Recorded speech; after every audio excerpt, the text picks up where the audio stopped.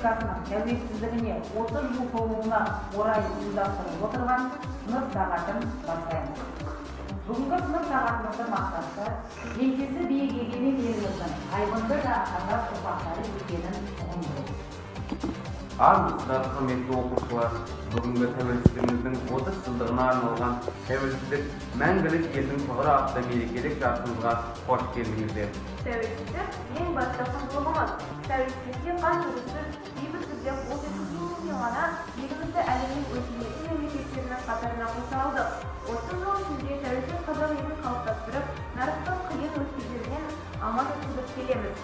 Осы кезеңде Қазақстанды дүние дидарындағы ең мықты мемлекеттер танитындай, сыйлайтындай деңгейге жеткізген тұңғыш президентіміз Нұрсұлтан Назарбаевтай көреген саясаткердің ерен еңбегін дәл бүгін және әрқашанда айтып өтеміз.